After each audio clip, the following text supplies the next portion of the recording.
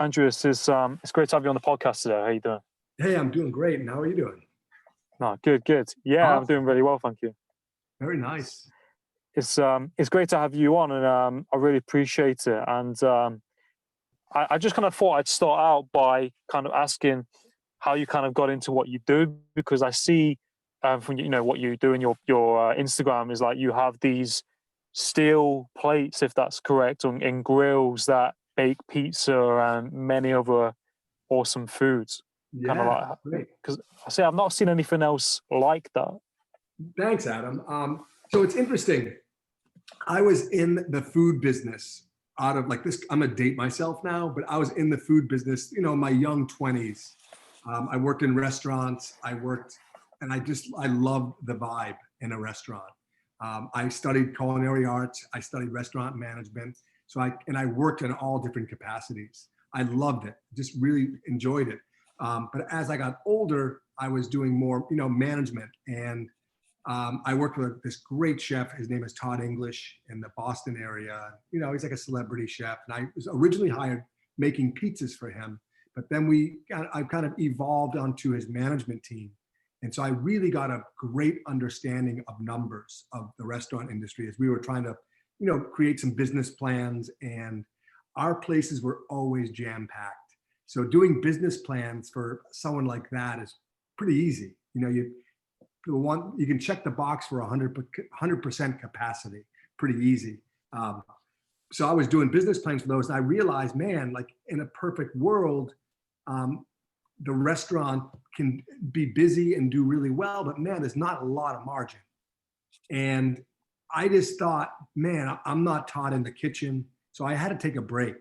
So I literally took a time out. Like I was thinking about my future and my life. And I just took a break from the restaurant industry. My dad's an entrepreneur. So I grew up around him and his business throughout my entire life. And I never thought that I'd be back there as an adult, but there I was, close to 30, and I had some world experience. I thought I could help grow his business. So my brother was there working there, and about 20 or 30 other guys. So I thought, maybe dad's got a pretty good thing going after all, right? So there I was. He makes products made out of steel. And so his customer base would be Caterpillar. In fact, in England, there's a company called JCB. Familiar with those guys? We ship a lot overseas there, and New Holland, which is an Italian. So anyway, he makes products for backhoes, product that he created and had patented and etc. So it's made out of steel mostly and a little bit of rubber. And I've been trying to help build that business. Crushed it with the original equipment manufacturers and etc. Trying to build that brand, if you will, but more about his business. And I've been doing that for 15 or so years, but I'm a foodie, right? So, and throughout that 15 years, I continued cooking at home, making pizzas, etc. But one night at the office, I'm reading the Wall Street Journal, and I'm looking for something different in my life. And I'm reading the Wall Street Journal about the launch of this new cookbook being written called The Modernist Cuisine, and written by a scientist, Nathan Miervold, who is a former Microsoft executive. You can imagine this guy, literally a genius, retired Microsoft for a few billion reasons, as you can imagine, and decided to open up these test kitchens. So now you've got this scientist studying food who's really passionate about food. And he wrote this 5-volume series, beautifully written. The photography is stunning. As a foodie, I'm like, wow, what a great idea for a book. And so it was $500, maybe $600 for a copy of it for 5 volumes. I'm like, I'm not going to splurge for that. But anyway, it's interesting. The Wall Street Journal peppered some questions to Nathan. And the third question was how to create a Neapolitan style pizza in a home environment. And my eyeballs kind of blew out of my head at that point, because I had pizza stones. I had broken pizza stones. I have incredible recipes that I would make that were great in a wood-fired oven, but not so great in a home environment. And so when they asked him that question, I was like, yeah, how do you do it there, Mr. Hotshot, Mr. Scientist? And he literally said to Google your local steel shop and cut out some steel for a shelf. So I literally said, like, holy fuck, you got to be kidding me. So I ran out to my plant. I grabbed a piece of steel that we use for Caterpillar components. I brought it home that weekend and I made pizza. And for any of you listeners that make pizza at home, you know, we struggle with a crispy crust. And for the first time, literally in like 6 or 7 minutes, I had a crispy crust. I was blown away. So I went back to my office on Monday, told my brother and my father to sit down. I've got another product idea. I told them what it was. And they basically told me to go back to my office. You know, good idea, but we're a construction company. Good luck trying to sell that thing. So in any case, I shelved it for a year. But I'm an entrepreneur at heart. I've started other business before, and this idea just would not go away. I just kept on it, kept thinking about it. So literally, and we were too busy, by the way, to even introduce something like this. But I knew we had $1 million worth of equipment that could produce it.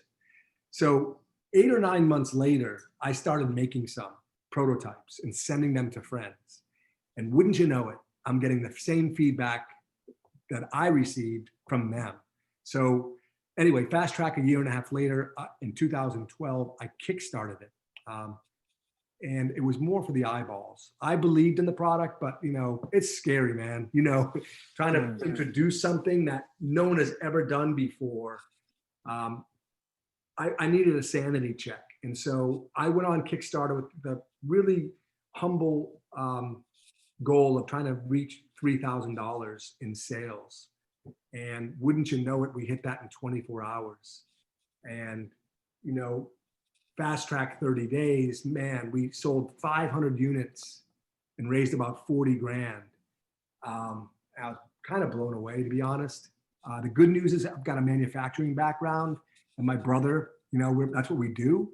So we were able to crank them out before our deadline. And, you know, that was 2012, and it's still going strong today. You know, it's obviously a lot has happened between now and then. Like in 2018, I spun off from my family business and became Baking Steel LLC. Our whole business is created around, you know, it's an e-commerce business created around educating people. And what you know, we met on Instagram. I'm always just slinging pizzas and showing people how to make beautiful pizzas, and almost to a fault. Like I've had people in my Zoom classes during COVID I'm making pizzas. I'm teaching how to make pizzas. They ask me what I'm making my pizza on. You know, they don't even know that I'm the baking steel guy. But that's always been my sales pitch. It's about education first. The sales will come later. So I'm really strong believer. That's like the Gary V kind of crush it. The book in 2010 kind of mentality is just educate. And I've really been strong advocate of doing just that.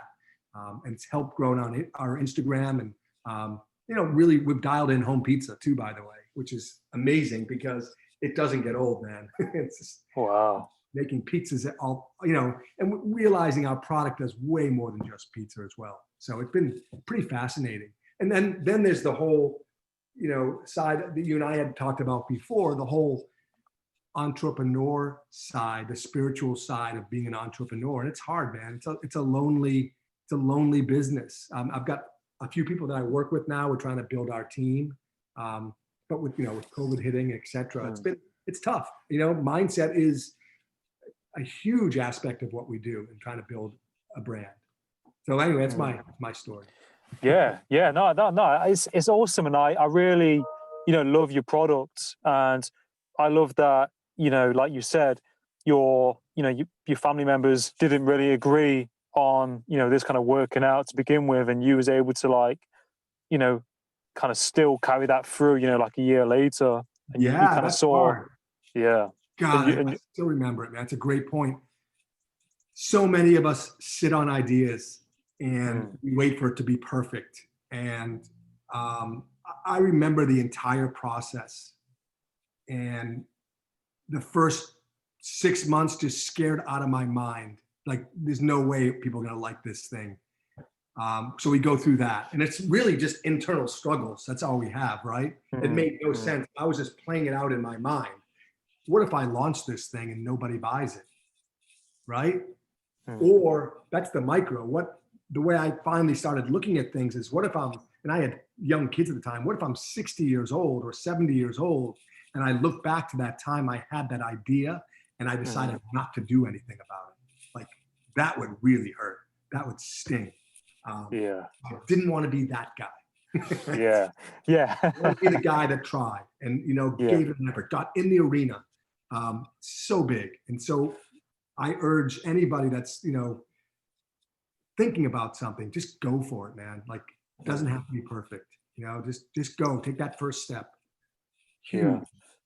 Yeah. No, I love that. And I agree. And I think like you said, it's that kind of wall. It's like that, your own wall that you kind of build, and you're kind of up against that wall, isn't it? And yeah, I think you think about it too much, you can almost talk yourself out of doing it. And I think, so with the podcast, I had this idea of this for about 2 years.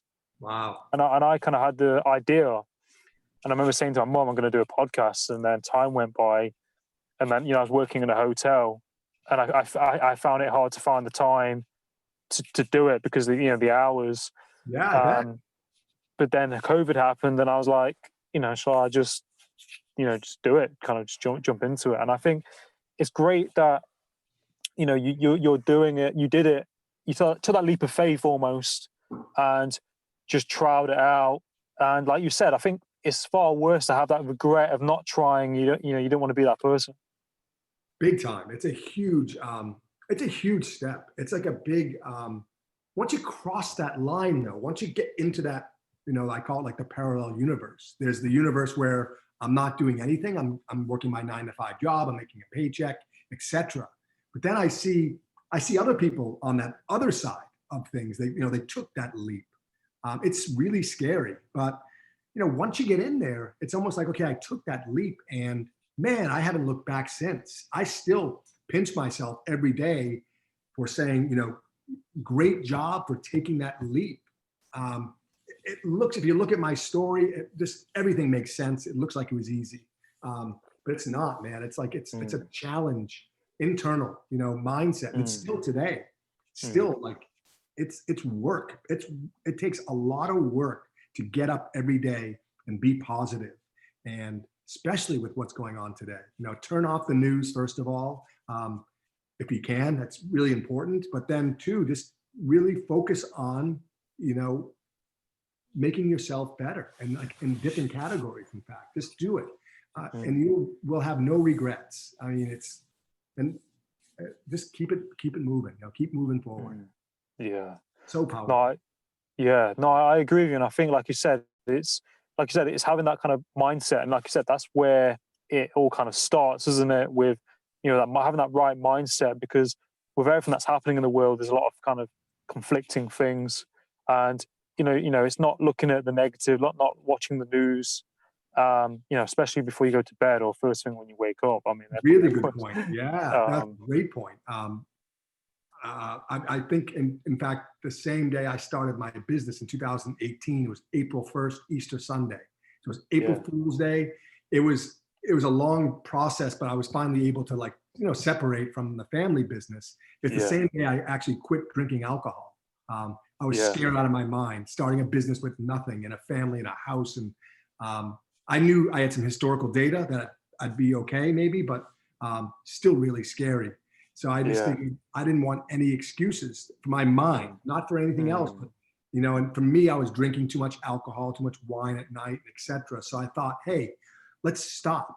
I was scared, but let's stop. And I haven't looked back since. Now I can go to bed without passing out. I can go to bed and think about my day and think about mindset and what I can do tomorrow to make myself even better. Those little things, those nuances that you can do, like your morning routines, so critical thinking to be, more powerful, because the decks are stacked against you as a small business. I mean, it's not easy, as anybody knows. It's not going to be all. It's a tough journey, but make all these things that they stack into your favor. It makes the journey so rewarding at the end of the day. Yeah, no, exactly. And I think, like you said, it's thinking about, like you said, tomorrow, how you're going to be better tomorrow. And constantly improving, as you said. And I think I bet as well, like with your product, it must feel very nice and positive that you're providing value to other people through what you do, and seeing other people buy your product and have a great time with their family and have good pizza and make good food of it. Yeah, I'm really grateful every single day. One, we have a really great product. Like, I'm glad I listened to my gut and went forward, because had I not, I would have missed all these experiences, right? I mean, over the last 5 years, hands down, my life is just a different level. And it's not financially, it's just a different level in satisfaction and mindset. Because I know now what I need to do to, keep that strong. And I'm really grateful I have a great product, and the customer feedback. We have the best customers in the world. The way they post their enthusiasm of making, incredible quality food in a home environment is mind-blowing for people. And it speaks really great volumes for the product that we offer. And we're super lucky and grateful for that matter. Yeah. That's the case.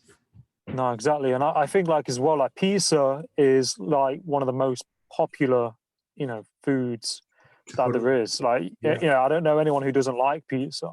And I've worked in a lot of restaurants and hotels and been around a lot of different chefs. And I've seen a lot of different pizzas that I'm like, yeah, I wouldn't eat that because of the dough. There's like a certain kind of skill to it.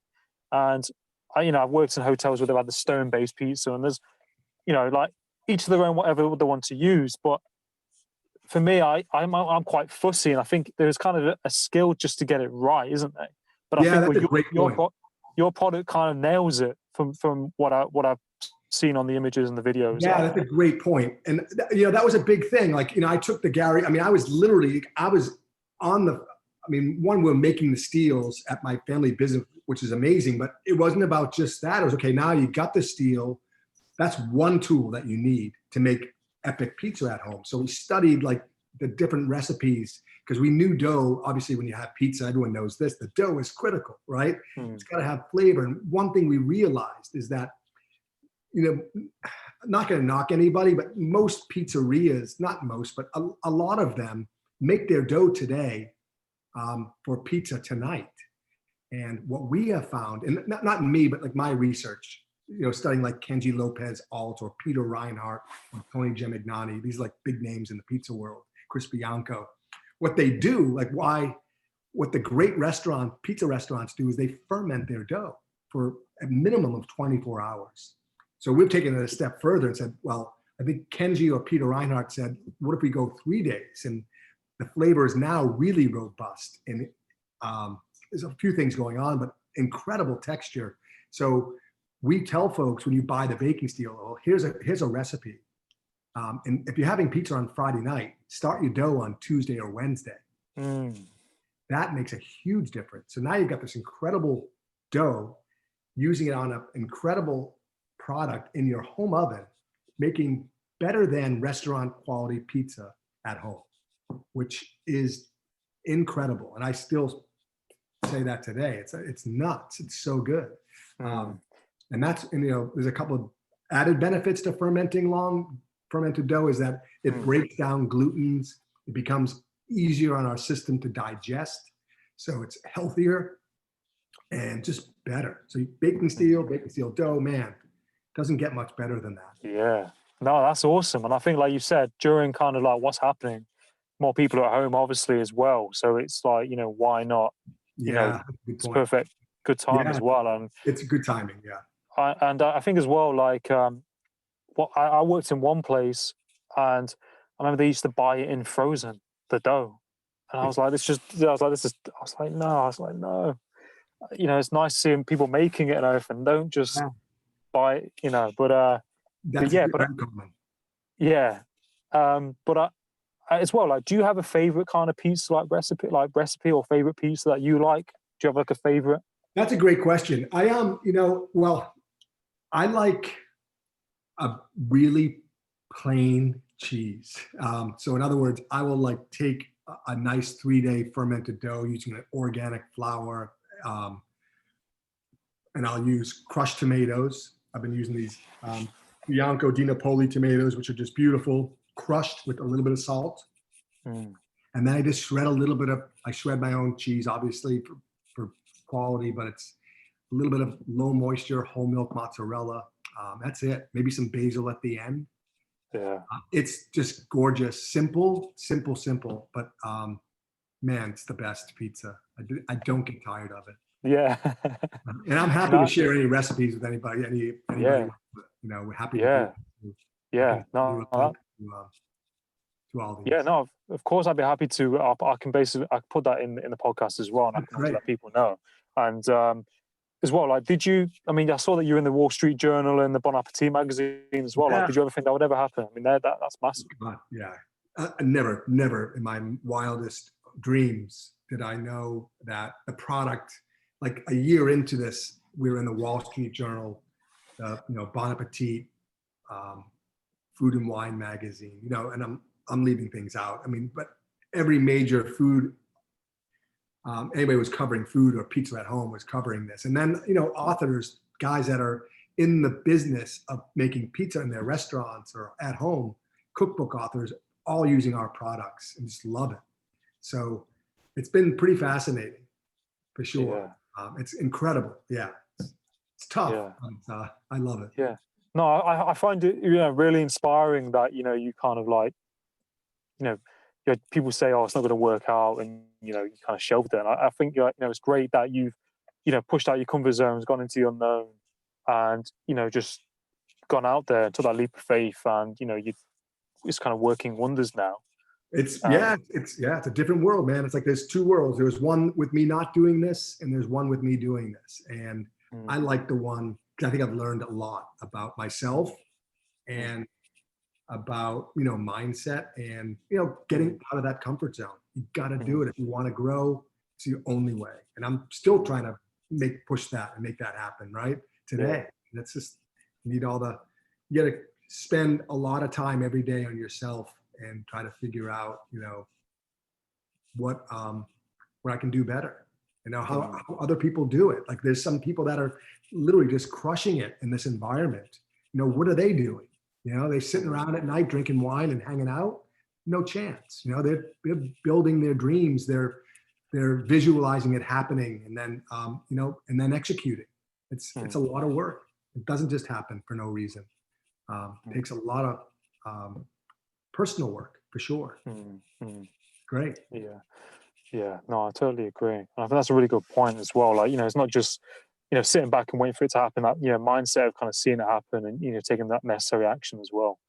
And I think like as well, like do you round up? Do you have any like role models? Like professionally, personally, growing up, or even now? Whether that's in the food industry or. Yeah, that's great. And I think, and they're always evolving. They say you are who you surround yourself with, right? And it's the 5 people that are closest to you. And obviously during COVID, it's tricky, right? You can't be close to anybody besides your family, which is amazing. So I look for mentors online. I belong to a group called Arate, which is part of this Ed Milet on Instagram. He's an incredible, and I wouldn't say he's an inspiration, but he's in the trenches building his own, business and coaching others. This guy, Andy Frisella, who's the CEO of First Form. I really look up to these guys and the group that they've started of like-minded entrepreneurs to help, help your mindset. And that's a lot of it, by the way, is taking care of yourself first. Like, who would have thought that? Right? Literally take care of yourself and your mind, and everything else will follow, versus the other way around. Showing up to work early and not taking care of yourself. Well, that's a tough road to go down. Whereas now my mindset is, okay, I try to take care of myself for the first couple of hours in the morning, and then I can work on my brand, because now I'm like, I can handle a lot more stress and bring it on. I'm ready for it. So it's been a shift for sure. And then it's the little things, the micro things. It's no earth-shattering anything. It's doing those little steps every single day and being consistent. That's really the secret sauce. No pun intended there. That's awesome. Yeah. Yeah, no, I love that, Andreas. And I think like you said, it's that consistency as well, and those small bits, those kind of small things that kind of add up over time, and how important they are as well. They stack up. They totally stack in your favor. Doing whether it be yoga or push-ups or running or walking or exercising, it's a little bit every day, and visualizing a little bit every day. Always working on it though. You always gotta be punching, because and it's 7 days a week too, by the way. And it's not Monday through Friday. It's every single day. It's got to be the same. Obviously, with families, things alter, but I have found that it's life. It's not a job. It's a lifestyle, and like I gotta work on it every single day, and that's really important. I think, in my humble opinion, for me to be successful, my brand to be successful, you gotta, work on those things. Yeah. No, I think that's really good points. Awesome. Yeah, it's powerful. It's pretty powerful. And like as well, like where can people find you on social media and like your website and things like that? Yeah, that'd be awesome. So we are obviously on Instagram. We're at Baking Steel, BAKING Steel. And we have our YouTube and Twitter and Facebook groups as well. That same name, Baking Steel. We do most of our sales. We built our own Shopify site. We actually just recently launched a UK shop, which is super exciting. On Shopify, we're selling our original baking steel on Shopify in the UK. So anybody that orders today, it's shipping out tomorrow. So we're really fired up. I mean, the technology today is just so mind-blowing that we're able to, I couldn't do this business 10 years ago, right? The e-commerce side of things, but build a brand, be consistent, and find us at Baking Steel, pretty much anywhere. And obviously you can email me personally, Andris at Baking Steel, and I'm happy to answer any questions for you guys on pizza making, food in general, or just life. Let me know. Yeah. No, awesome, Andris. It's really great, and it's been a pleasure having you on the podcast. And thanks, Adam. You're welcome, and I'll promote your content, and I'll put the descriptions in the bio. And I wish you all the further best in what you're doing. And thanks, you too, man. It's great. Congratulations on your show, and it's fascinating for you too. It's a big, right? No looking back now, I bet, right? Yeah. Yeah, no, I agree. I really appreciate it. It's been a journey, and I think it's whole, like you said, it's a big, massive process. And I've learned a lot as a person through doing this, meeting different people, learning about, I think, patience as well. Yeah, good word. Yeah, it's a good, powerful word. Really, and I've always kind of wanted to hit the ground running, and it doesn't really work like that. And I kind of learned that through doing this as well. Yeah, there's some things you're just out of your control. But just, again, take baby steps along the way, and magic will happen. Yeah. It's great. No, that's awesome. But great, Andrew, I'll stay in touch with you anyway, but I wish you, have a great day. Yeah, thanks, man. If there's anything I can do for you too, let me know, okay? Yeah. No, of course I would. Thanks, Adam. You're welcome.